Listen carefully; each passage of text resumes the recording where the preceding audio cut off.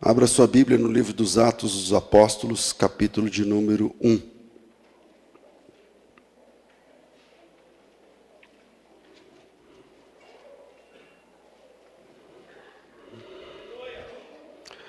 Livro dos Atos dos Apóstolos, capítulo 1.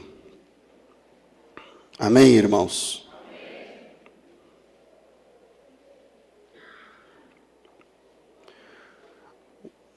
O texto diz assim: Escrevi o primeiro livro, ó Teófilo, relatando todas as coisas que Jesus começou a fazer e a ensinar, até o dia em que, depois de haver dado mandamentos por intermédio do Espírito Santo aos apóstolos que escolhera, foi elevado às alturas. A estes também, depois de ter padecido, se apresentou vivo, com muitas provas incontestáveis, aparecendo-lhes durante 40 dias, falando das coisas concernentes ao reino de Deus.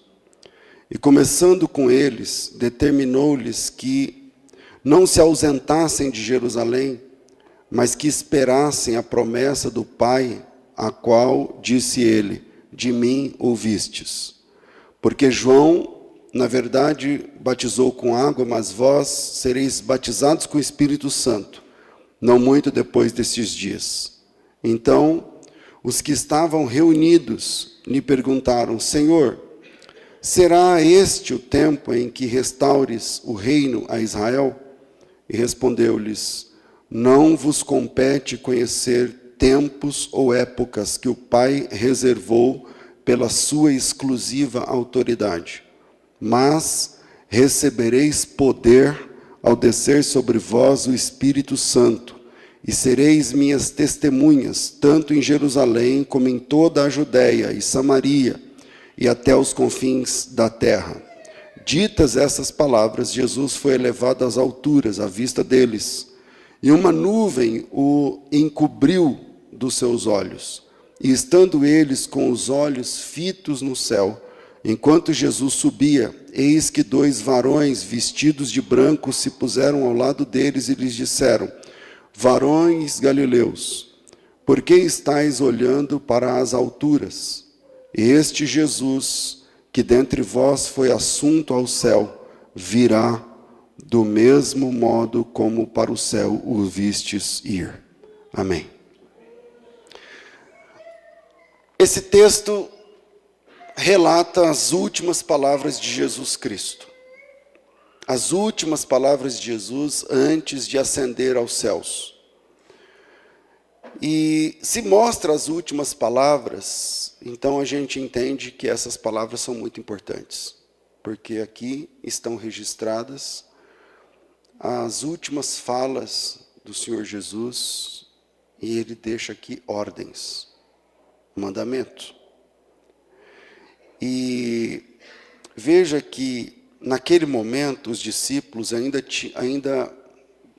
tinham dúvidas sobre a finalidade de tudo que havia acontecido naqueles dias. Quando eu falo finalidade, a pergunta deles é assim: Senhor, mas o Senhor vai restaurar o reino a Israel agora? Como vai funcionar? Eles ainda têm dúvidas. Os eventos que aconteceram, a encarnação de Jesus, o ministério de Jesus, as curas do ministério de Jesus, os milagres, os sinais, a forma da morte de Jesus, a ressurreição de Jesus, né, a vitória de Jesus sobre a morte, o fato deles terem visto Jesus morto e depois vivo novamente, enfim, a promessa de uma segunda vinda, porque é o que o anjo diz para eles, né? Por que vocês estão olhando para o céu? Esse Jesus que está subindo vai voltar, da mesma forma, do mesmo jeito, nesse mesmo padrão que vocês estão vendo ele subindo, um dia ele vai descer novamente. E veja que a pergunta dos discípulos tem a ver com uma dúvida sobre o futuro de Israel, no versículo 6. Eles dizem assim para Jesus: o Senhor vai restaurar nesse tempo, já que o Senhor ressuscitou, venceu a morte e tudo mais, restaurarás tu, nesse tempo, o reino a Israel, que é o versículo 6. E Jesus responde dizendo, não interessa, não compete a vocês conhecer tempos ou épocas que o Pai reservou pela sua exclusiva autoridade. Mas vocês vão receber poder quando descer sobre vocês o Espírito Santo. E a partir desse momento, vocês serão minhas testemunhas. A partir desse momento, vocês serão minhas testemunhas.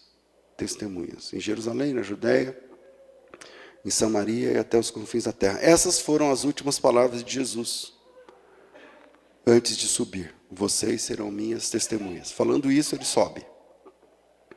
E nós sabemos, todo mundo, a maioria dos irmãos sabe, que a palavra testemunho em grego significa mártir. Mártir. A palavra mártir verte para o português como testemunha. Porém, nós entendemos que o nosso chamado é para o martírio. O chamado da igreja é o chamado para o martírio. Quando eu digo martírio, eu estou dizendo que nós somos testemunhas de Jesus, significa que a gente abraçou um ideal que é mais importante do que a nossa própria vida. Se algum dia tivermos de escolher entre Jesus ou a nossa vida, precisamos ficar com Jesus. E essa escolha acontece há 2000 anos e o martírio de cristãos, o martírio literal de cristãos acontece o tempo todo desde o primeiro século. Nunca uma filosofia ou religião ou ponto de vista foi tão perseguido como foi o cristianismo. Desde o primeiro século, os discípulos de Jesus são martirizados. Jesus teve 12 discípulos diretos. Desses 12 discípulos diretos, 11 deles foram assassinados por sua fé. E o único que escapou ileso não é tão ileso assim, porque ele foi preso, ele foi jogado num tacho de azeite fervendo, que é João. A igreja se movimentou na história através de lideranças fundadas pelos apóstolos. Eu quero evitar aqui palavras técnicas, mas não vou saber outro aqui. Deixa eu pensar eu vou falar uma palavra aqui que é pentarquia. Depois vocês podem pesquisar o que é a pentarquia. O que é a pentarquia? São 5 regiões, se eu me lembro bem. Jerusalém é uma, Antioquia é a segunda, Alexandria é a terceira, lá na Turquia, que antigamente se chamava Constantinopla, é a quarta e Roma é a quinta. Essas cinco regiões sediaram a igreja de Cristo nos primeiros séculos. E, obviamente, Jerusalém é a mais importante. Depois, Antioquia é a igreja número 2. Né? A igreja número 2. Há uma boa discussão qual é a terceira igreja, se é de Istambul, que antigamente chamava Constantinopla, ou a igreja de Roma, ou a igreja de Alexandria, e deixando Roma por último. Mas cada um desses patriarcados foi fundado por algum discípulo de Jesus, alguém que conheceu Jesus de verdade. Se fala em pelo menos 15 outras sés. O que é uma sé? É um lugar que mantinha um bispo que esteve com Jesus Cristo, ou com algum dos seus apóstolos. Tá? E essa organização da igreja, nos primeiros séculos, por que essa pentarquia é importante? Porque a igreja tal qual conhecemos hoje, nós somos resultados da reforma, que foi resultado da igreja europeia, que foi resultado da igreja da sede de Roma, que foi resultado de Jerusalém, que foi resultado de ter andado com alguém que andou com Jesus. E por que isso é importante? Porque a palavra mártir nos remete exatamente a palavra mártir, a palavra testemunha, ela tem duplo sentido. O primeiro sentido é mártir, é alguém que morre pela sua fé, que abraçou uma fé mais importante que a sua vida, e um dia, entre a vida e a fé, ele vai ficar com a fé e vai morrer. Isso é mártir. Uma pessoa que morreu por um ideal é uma pessoa que foi martirizada. E a outra razão de testemunha é que testemunha tem experiência pessoal. Você não pode ser testemunha de algo que você não viu. Você não pode ir para um tribunal como testemunha de algo que você não presenciou. Você não pode ser. Se alguém falou para você, se você não estava no ambiente, se você não viu ou não ouviu, se você não tem nenhum tipo de prova, então você não serve como testemunha. E Jesus chamou todos nós para sermos suas testemunhas. Isso tem duplo sentido. Primeiro você está abraçando uma fé que é mais importante do que a tua vida. Segundo, é que para ser testemunha, você tem que ter envolvimento pessoal com Jesus Cristo. Não é porque você lê um livro que você é testemunha. Não é porque você lê uma Bíblia que você é testemunha. Não é porque você ouviu um pregador que você é testemunha. Você é testemunha quando Jesus fala com você. Você é testemunha quando você ouve Jesus. Quando você vê Jesus, quando você fala com Jesus, quando você anda com Jesus, aí você pode se considerar uma testemunha. Senão você ouviu falar. E nós vivemos uma época onde muitos cristãos apenas ouviram falar. E quem ouve falar apenas, ouviu de alguém, que ouviu de alguém, que ouviu de alguém, que ouviu de alguém, essa pessoa não vai ao martírio. Nunca. O cristianismo está sustentado em cima de um fato historicamente verificável, que é a ressurreição de um homem da morte. Eu digo isso porque no capítulo 15 da primeira carta aos Coríntios, o apóstolo Paulo disse que se alguém provar que Jesus não ressuscitou, é vã a nossa fé. Acabou o cristianismo.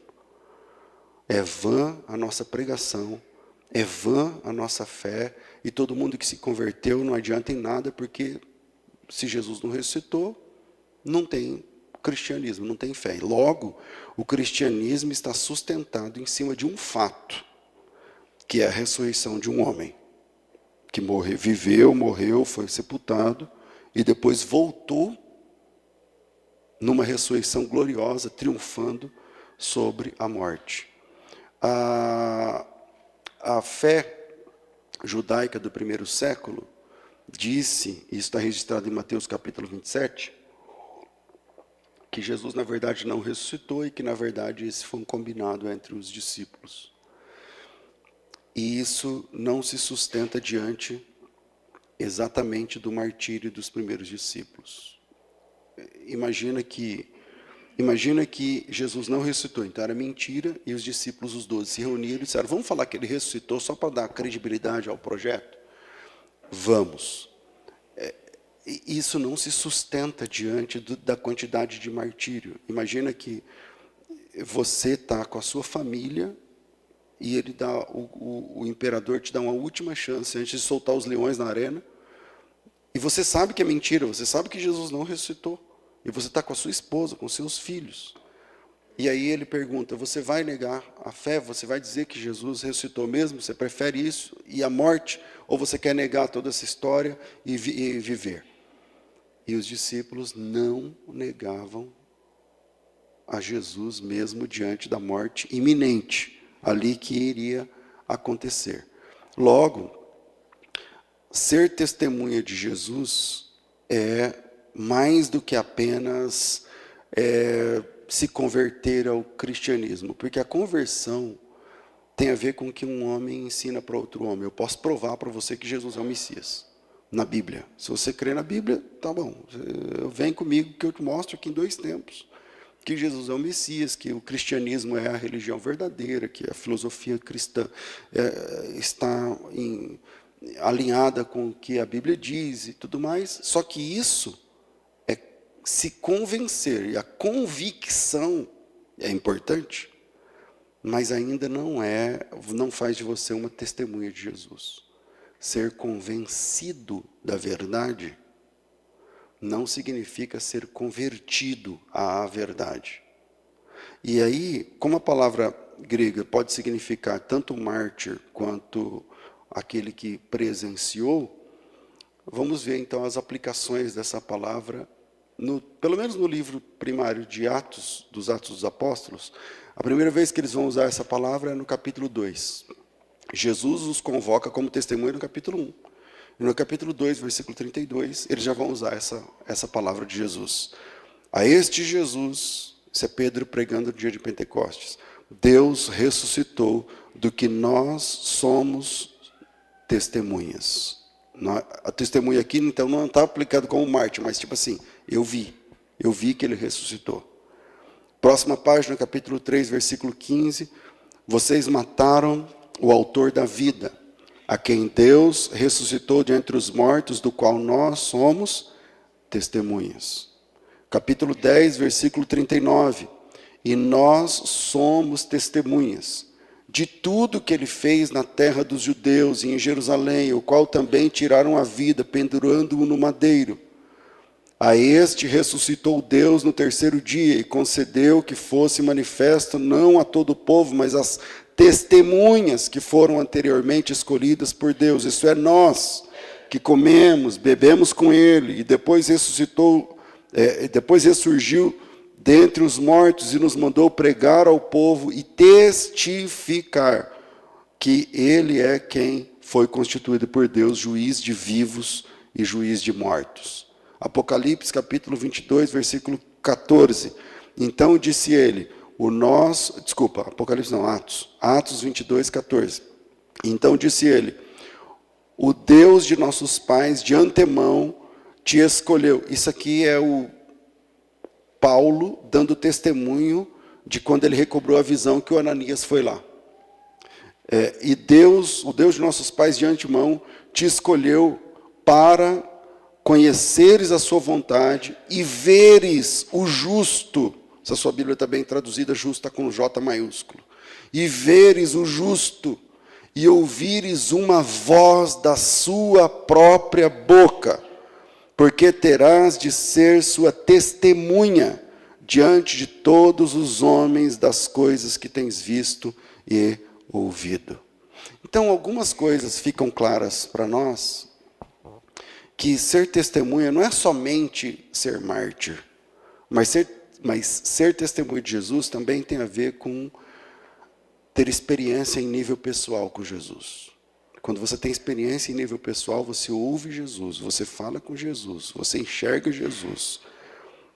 De uma forma que a religião não dá conta de compartilhar, por mais bem intencionada que seja. Por exemplo, eu não dou conta de fazer você ter uma experiência transcendental com Jesus. Eu posso falar das minhas, eu posso falar da Bíblia, eu posso falar da história da igreja, eu posso falar de outras pessoas que tiveram.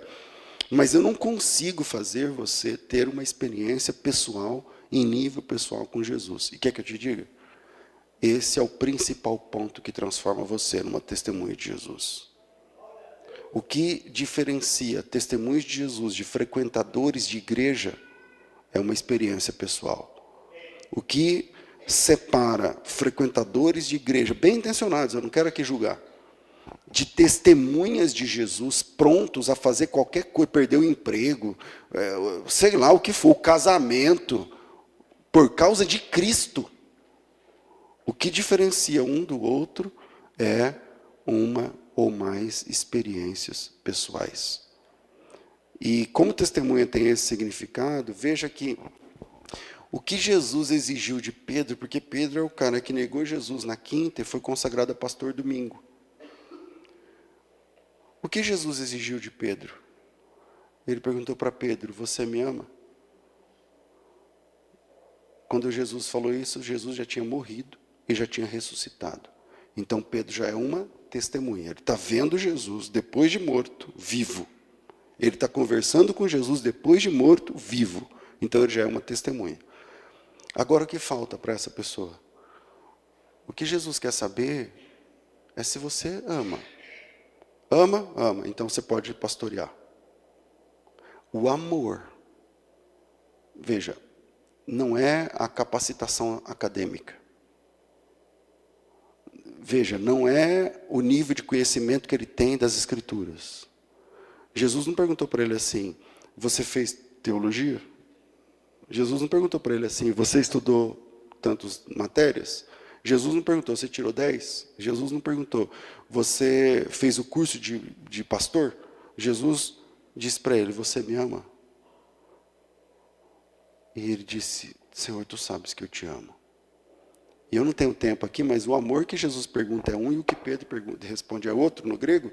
E o que Jesus pergunta é um amor excelente, e o que Pedro responde é um amor meia boca. As palavras gregas denunciam isso.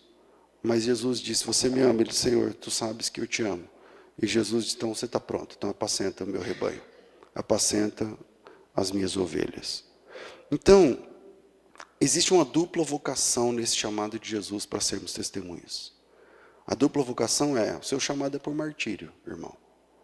E o seu chamado é para conviver com Jesus em primeira pessoa. Se você não vive com Jesus em primeira pessoa, você come da mão de outro, da minha, da igreja, de qualquer outro. Então você não serve. Você é bem-vindo na igreja, mas você não pode ser considerado testemunha de Jesus, porque você não viu, você não ouviu, você não falou, você não sentiu, você não se envolveu com ele em nível pessoal. Você está se envolvendo com a denominação. E quando você se envolve com a denominação, tudo tem limite, oferta tem limite, trabalho tem limite, você tem faculdade, você tem seu casamento, você tem um monte de coisa. Agora, quando você se envolve em primeira pessoa, primeiro vem Cristo, depois vem o resto. A ordem de prioridades é diferente. A escatologia é a área da teologia sistemática que estuda os eventos do final dos tempos. E lá, na escatologia, está escrito que uma prostituta, uma mulher prostituta, monta uma besta e ela é embriagada com o sangue das testemunhas de Jesus Cristo. Esse evento está em Apocalipse capítulo 17. Abra aí, por favor. Apocalipse capítulo 17 diz assim. E transportou-me o anjo em espírito a um deserto. E eu vi uma mulher,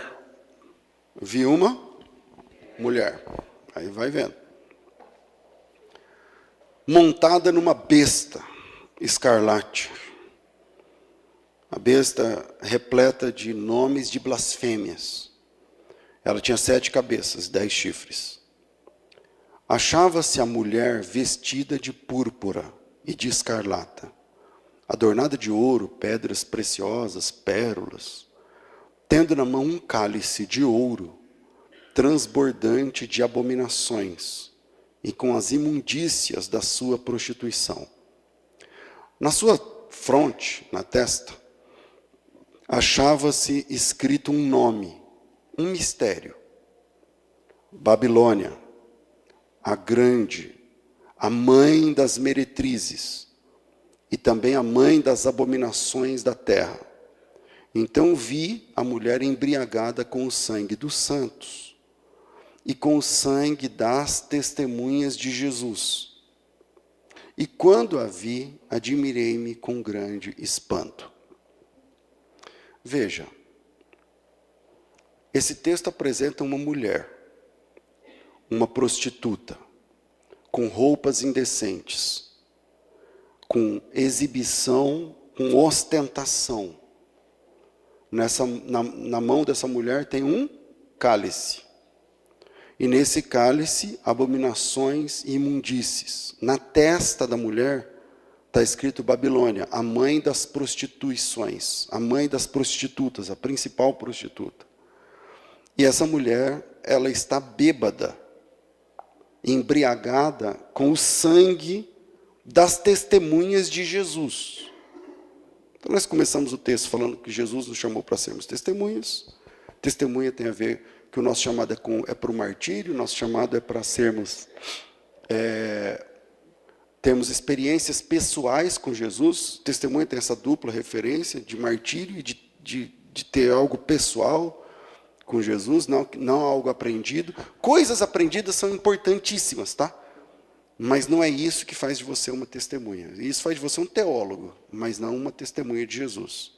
E essas características da mulher lá de Apocalipse capítulo 17, da Babilônia grande, da prostituta e tal, essas características não estão na Bíblia por acaso.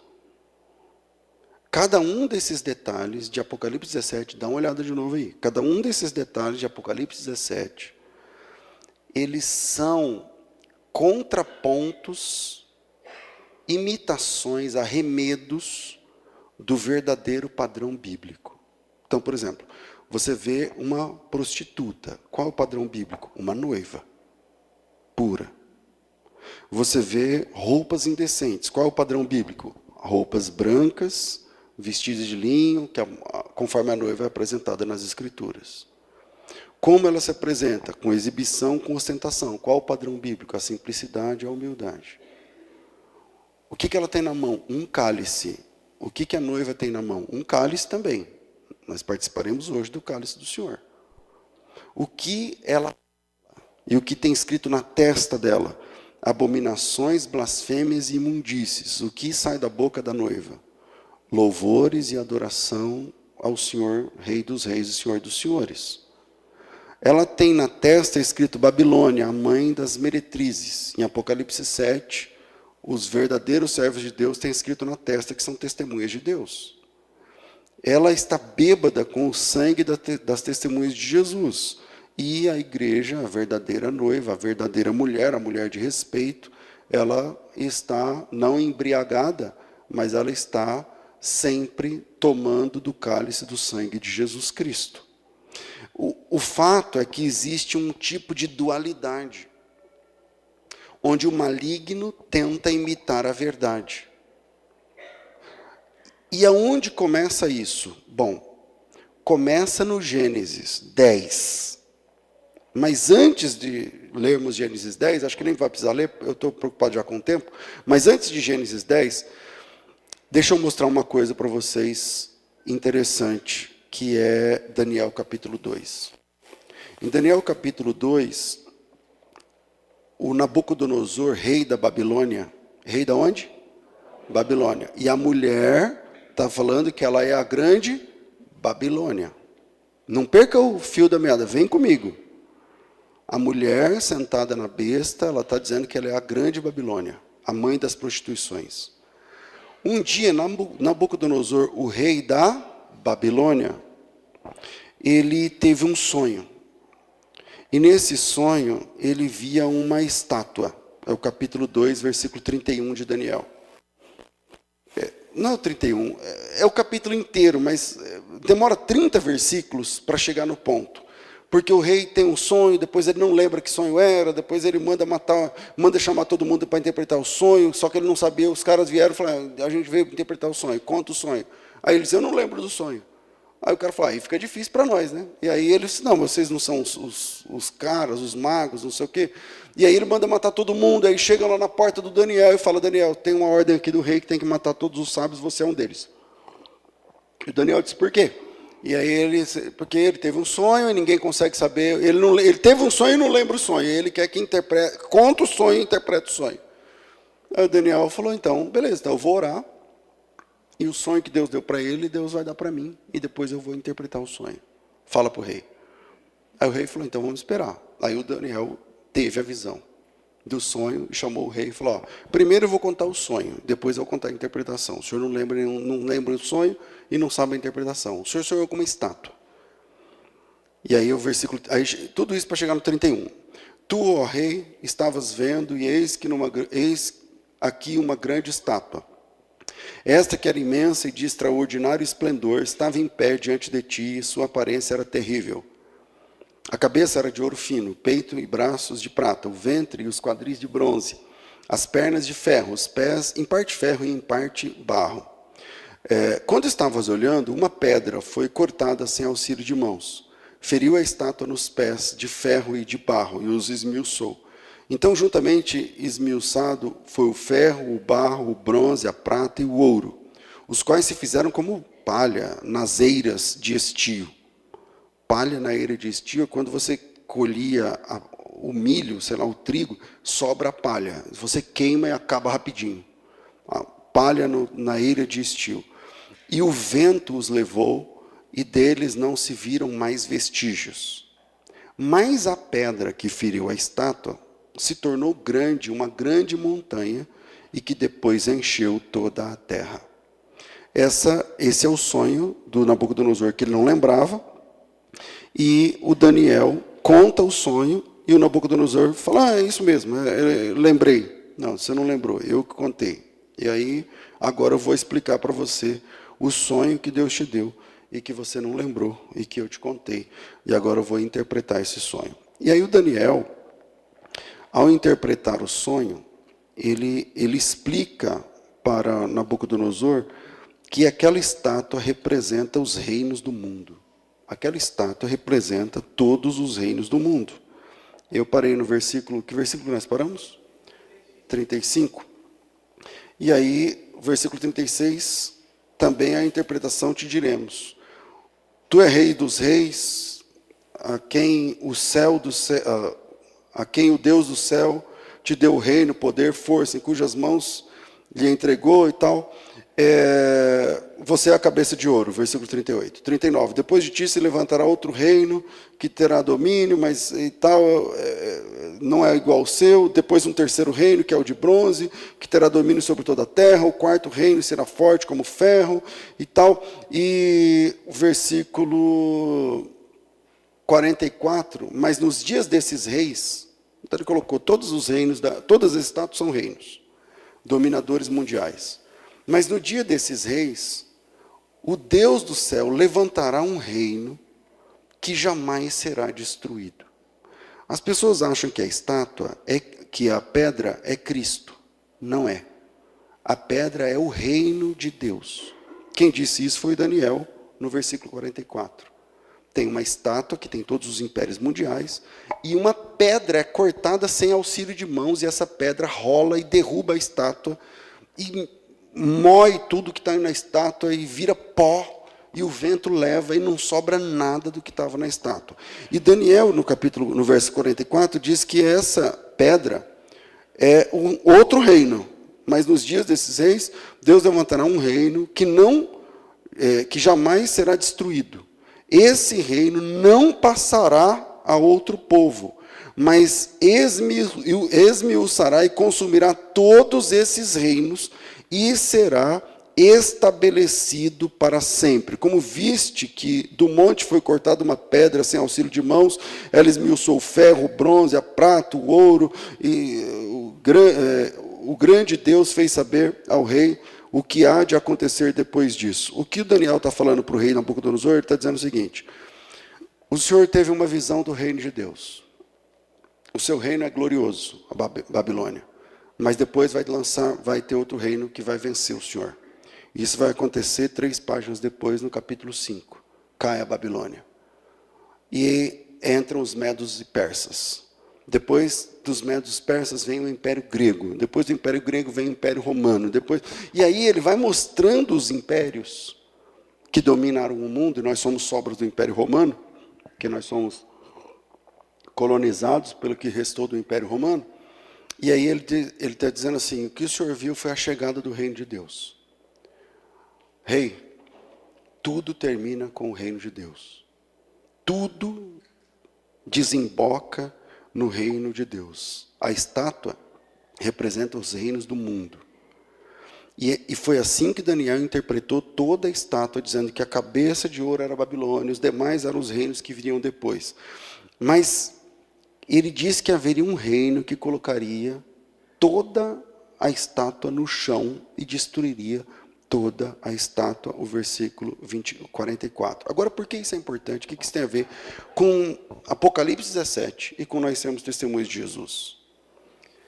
E com a ceia de hoje. Por que isso é importante? Bom, basicamente, é importante porque quando João escreveu o Apocalipse, a Babilônia não existia mais. Não existia, como agora não existe, um país chamado Babilônia. A Babilônia caiu em Daniel capítulo 6 e nunca mais se levantou. Aí você diz assim, tá, mas por que isso é importante? Porque Babilônia é um tipo de codinome que os cristãos davam a Roma naquela época. Se você colocar na sua concordância bíblica a palavra Babilônia, estou colocando aqui agora, você vai pesquisar os resultados. Um dos últimos resultados que aparece é na carta de Pedro. E na carta de Pedro, no capítulo 5, ele diz assim, os irmãos da Babilônia, o versículo, eu não achei aqui, eu não digitei com a mão só, não coloquei o acento.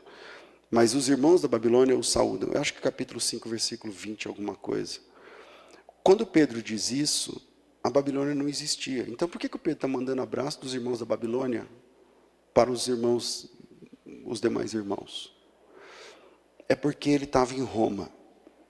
E Roma era uma forma, e Babilônia era uma forma que os cristãos do primeiro século se referiam a Roma. Quando Pedro diz assim, alguém falou o versículo? 13, eu falei 22, nada a ver. 1 Pedro 5,13, eu errei o versículo. 1 de Pedro 5,13, Pedro diz assim, a eleita, aquela que se encontra em Babilônia, olha o padrão, Babilônia, B maiúsculo, é uma cidade. Não parece que ele está falando, o pessoal aqui de Campinas, é isso. Ele está falando de uma cidade, mas ele está falando de Roma, mas ele não quer ser exposto, então ele fala Babilônia. Aquela que se encontra em Babilônia, os irmãos, também eleita, a igreja que estava em Roma, que lá é chamada de Babilônia, vos saúda, como igualmente meu filho Marcos. Pedro, ele fala de Roma e chama de Babilônia. Babilônia, no primeiro século, então, não é um lugar, mas uma cosmovisão, onde a prostituição era o estilo de vida. Pesquisem o Império Romano. Vocês estão achando que hoje a questão de homossexualidade, pesquisem o Império Romano. Pesquisem o Império Romano. Babilônia não é um lugar. Babilônia é uma cosmovisão. Babilônia é o padrão onde Deus é deixado de lado. Existe uma dualidade na visão de Daniel. Uma é a estátua. Eles pensam como a estátua. E outra é a pedra. É o reino de Deus. Tem dois reinos. O reino da estátua e o reino da pedra. Um é a cabeça, é a Babilônia. Onde o padrão é deixar Deus de lado. Babilônia é o sensus plenior da estátua de Daniel. É a cabeça da estátua de Daniel. E quem disse isso foi Daniel. Ele disse, a cabeça da estátua é o Senhor, é a Babilônia. E eu disse que daqui a pouco a gente ia falar de Gênesis, quando falássemos da Babilônia. A Babilônia é o resultado de Babel. E Babel, lá em Gênesis capítulo 10, foi erigida por Nimrod. E Nimrod, que significa rebelde, é aquele que se levantou contra Deus para fazer uma torre. A torre, não é? Uma torre onde as pessoas pudessem subir em caso de um novo dilúvio e chegar até os céus num ato de rebeldia contra Deus. Deus destruiu a torre, a Babilônia se reconstrói e a Babilônia se levanta, se arvora contra Deus. A Babilônia é o extrato de tudo que é contra Deus na Bíblia. Eu não tenho tempo para mostrar vários textos. Ou seja, a partir da visão de Daniel, existem dois jeitos de viver a vida. O jeito da estátua e o jeito da pedra. A estátua ama de um jeito, quem é da pedra ama de outro jeito. São reinos diferentes. A estátua pensa de um jeito, quem é da pedra pensa de outro jeito. A estátua vende e compra de um jeito, quem é da pedra compra e vende de outro jeito. A estátua tem os seus valores. Quem é da pedra tem outros valores. A estátua tem suas metas. Quem é da pedra tem outras metas. É outro reino. Tem o reino ímpio, encabeçado pela Babilônia, e o reino de Deus. E o que Daniel viu, ele disse assim: tudo desemboca no reino de Deus. Tudo termina no reino de Deus. E no versículo 44 ele diz assim: nos dias desses reis da estátua, Deus levantará um reino que jamais será destruído. Tudo termina, Nabucodonosor, com o reino de Deus, com a chegada do reino de Deus. E ele vai crescer, e crescer, e crescer, e vai chegar uma hora que ele vai tomar conta de toda a terra. Em que momento nós estamos? O reino de Deus está grande, mas ainda não tomou conta de toda a terra, mas falta pouco para chegar. Tudo que nós fazemos, tudo que nós aceitamos ou rejeitamos, compramos ou aderimos, está sendo regido por um dos dois sistemas, o da estátua ou o da pedra. E a pedra é o reino de Deus. Agora pensa nesse detalhe. O maligno sempre querendo imitar as coisas de Deus. O maligno sempre querendo imitar as coisas de Deus. Tem a estátua versus a pedra. Tem os reinos do mundo versus o reino de Deus. Tem a Babilônia versus Jerusalém. Tem Nimrod versus Abraão. Tem a confusão de Babel versus a união em Pentecostes, quando se fala de línguas. Você tem, eu estou falando da união em Pentecostes, porque lá em Babel morrem 3.000 pessoas, e lá, no Pentecostes, 3.000 são batizados nas águas. Você tem a confusão de um e a união do outro. Você tem o dualismo entre uma prostituta, em Apocalipse capítulo 17, mas você tem a noiva, em Apocalipse capítulo 19.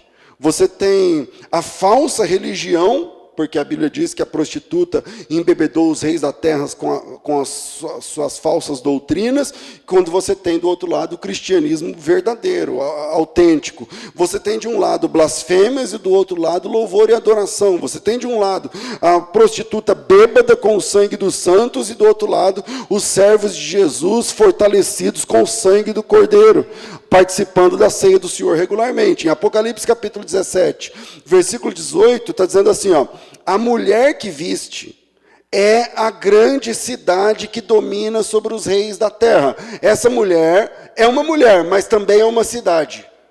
Isso te diz alguma coisa? Parece familiar? Porque a igreja é uma mulher, ela é a noiva, mas também é uma cidade, que é Jerusalém.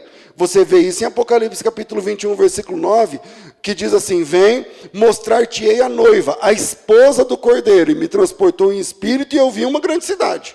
Então ele vai mostrar a noiva, que é a esposa, mas quando ele olha, ele enxerga uma grande cidade. E esse arremedo, esse dualismo, vai até o tempo do fim. E agora que está claro que a mulher montada na besta é a Babilônia, e essa Babilônia, ela não é física, essa Babilônia não é uma cidade, não é um CEP, não é um lugar que você não pode ir, mas é um sistema de coisas que você adere, que você abraça, é uma forma de vida que você escolhe viver, e que do outro lado tem outra mulher, a noiva, a esposa do Cordeiro.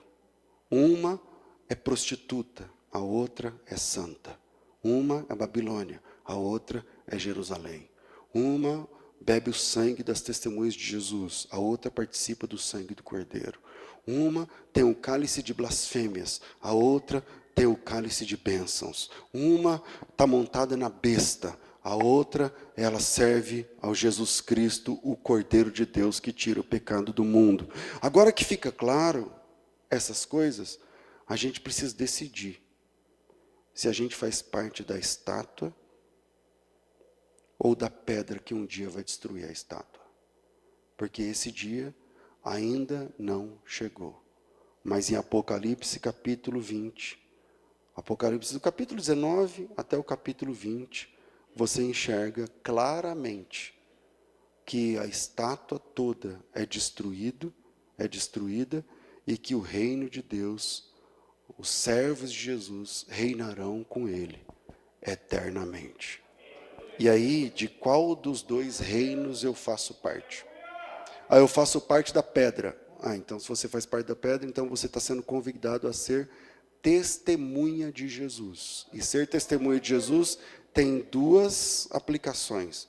Primeiro, você abraça a fé que é maior do que a sua própria vida, porque testemunha é mártir. Então, nosso chamado é para o martírio. Segundo, se você é testemunha, então você tem que ter experiência pessoal com Jesus Cristo. Porque se você é da igreja, tem carteirinha, participará da ceia, mas se você não tem experiência pessoal com Jesus, então você é uma frequentadora dessa igreja. Um frequentador dessa igreja, mas não uma testemunha. Pastor, o que é que eu faço para me tornar de frequentador de igreja uma testemunha de Jesus? E essa é a principal questão.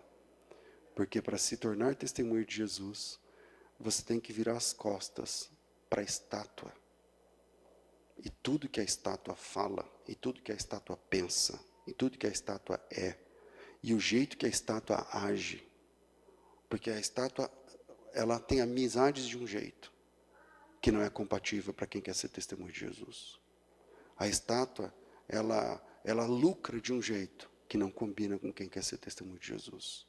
A estátua, ela pensa, ela ama e odeia de um jeito, que não combina com quem é testemunho de Jesus. Só tem um jeito de sermos testemunhos de Jesus. Decidindo agora entre o reino da estátua e o reino da pedra. A pedra é o reino de Deus. Pedro, falando sobre Jesus, ele chama Jesus de pedra de esquina. O que é uma pedra de esquina? Pedra de esquina, lá no texto bíblico, é aquela que ela chama de pedra de esquina e pedra angular. Naquela época não existia coluna concretada no canto num canto onde você tem uma curva. Então você está indo de norte a sul e vai para leste a oeste, aqui tem que ter uma coluna. Aqui tem que ter uma coluna, cavar o buraco, fazer uma sapata, colocar concreto, na época não tinha. Então como eles faziam? Através de uma pedra de esquina.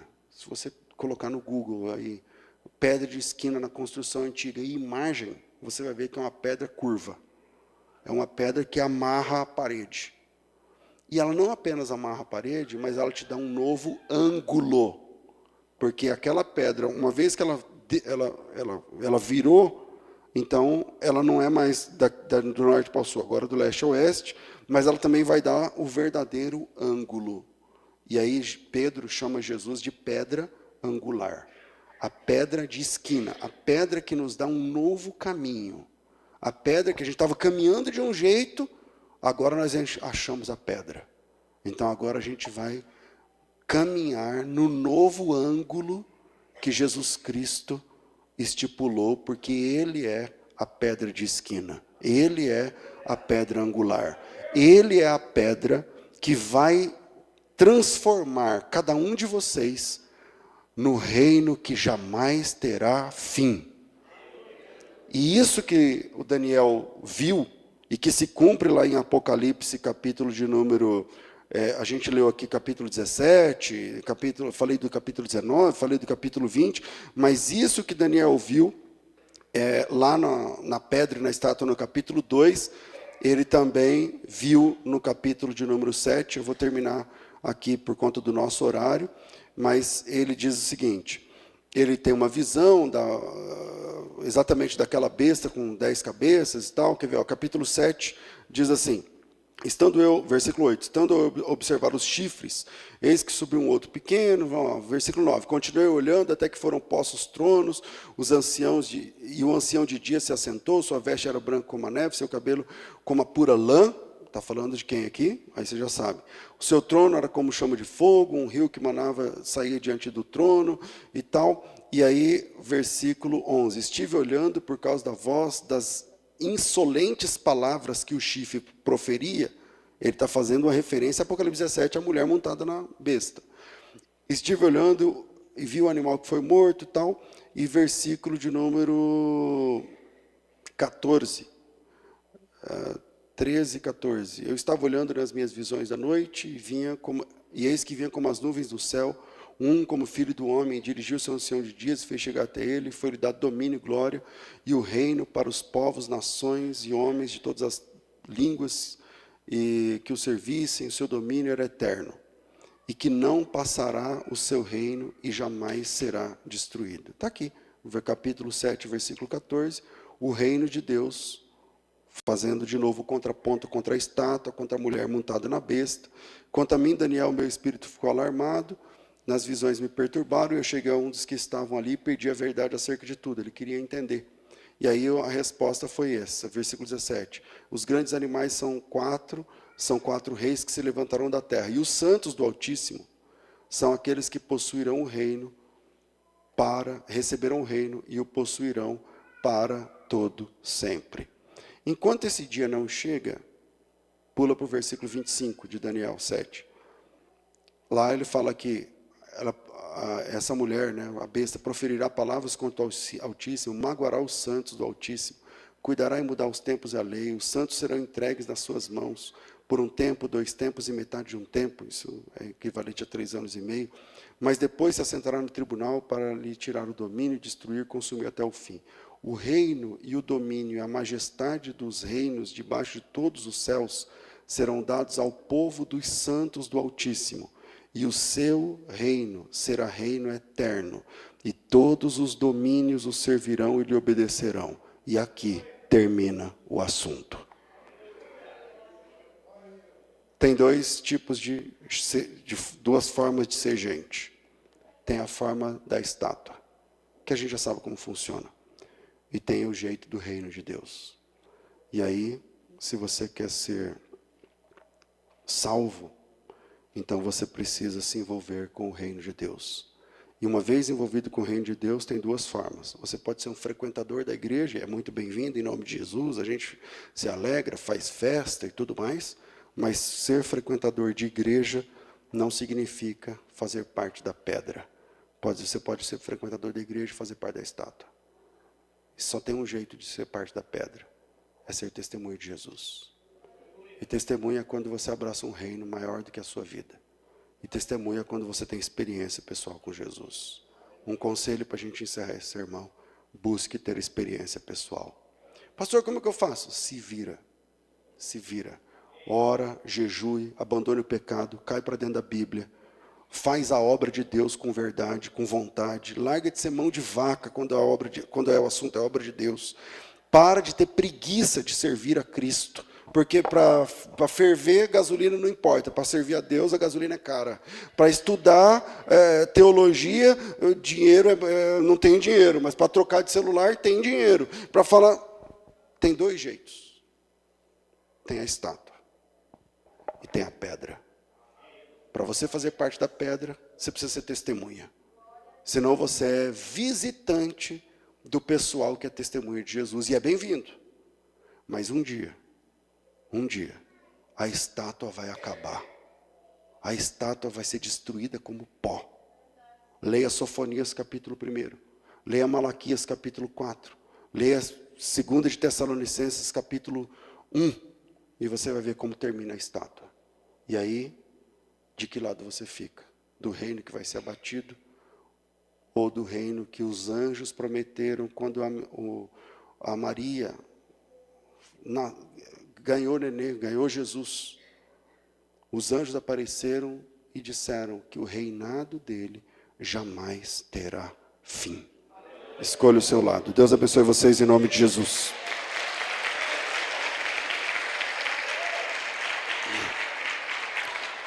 Vamos ficar de pé.